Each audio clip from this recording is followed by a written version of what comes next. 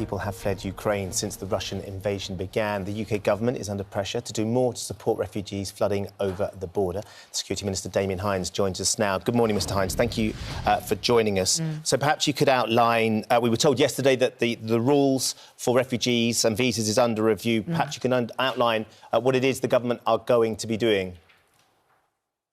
Thanks very much. Yeah, we've done two new big humanitarian routes to help to provide assistance and bring to safety people fleeing from the conflict in Ukraine. So the first is an extended family programme. So there was already a close family programme, but now with the extended family programme, people who are already here, who have grandparents, siblings, or adult children in Ukraine can bring them to this country. And then the second programme is a community sponsorship programme, where even if you're not related or you don't even know somebody, an individual or an individual family in Ukraine, you can, as a community group, a local authority, a church organisation, you can volunteer to host somebody to help to get them get children settled in education, help them to navigate benefits and access work and so on. So these are two big programs, the eligibility of which will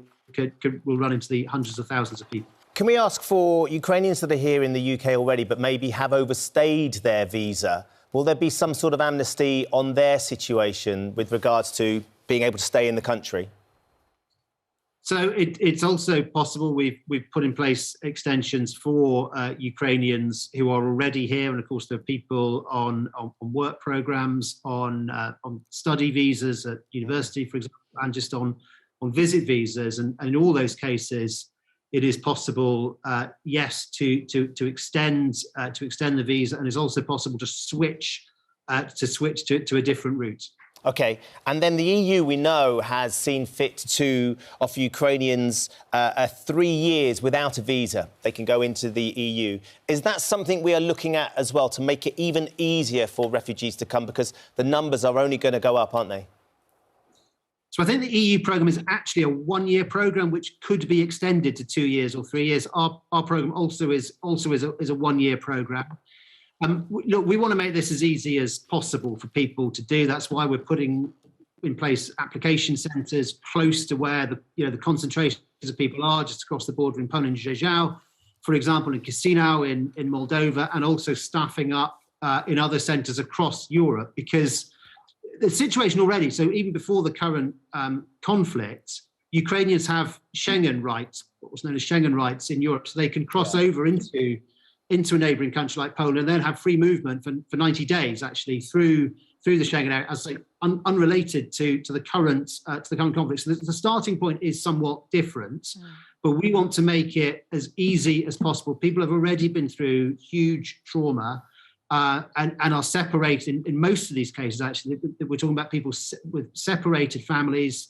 Dads are, it's still in country, and mums and children and lone women have had to come out of country. That's been a terrible trauma. We want to make this next stage as easy as possible, to make that welcome as warm as possible, and also bearing in mind that for most of those people, their dearest wish ultimately is going to be able to return, to be reunited with family, and to reclaim their home and their homeland. OK. Damian Hinds, are you comfortable with the fact that Roman Abramovich is going to sell Chelsea and is looking at asking at least $2.5 billion for the club? So, look, we've been putting in place sanctions against individuals as well as against organisations, restrictions on the financial system, and there is more to come. Why are there sanctions on Roman Abramovich? It would be neither right nor wise of me to comment on individuals. I don't think we should let individuals know what's going to happen before it happens. But in any case, I wouldn't talk about an individual case unless and until there were measures in place. But people should know we have already put in place sanctions on individuals, and there will be more to come. He says that the net proceeds from the sale will be donated, a foundation for the benefit of all victims of the war. in Ukraine. Do you understand what that means as Security Minister?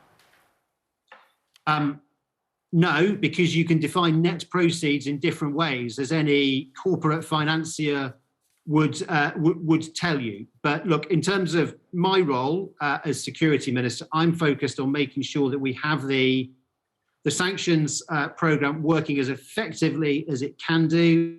And if you look at what's happened with the value of the ruble, the value of the Moscow Stock Exchange, and the difficulties that organisations are now having in operating, that is having bite, but we want to go further. We've got legislation currently going through Parliament. On Monday, we'll be debating the bolstering of unexplained wealth orders, a new register to make absolutely transparent who owns high-end property and might be using it for money, and new penalties on people who break sanctions. So we are going to continue to go further and inflict the pain on this regime. All right.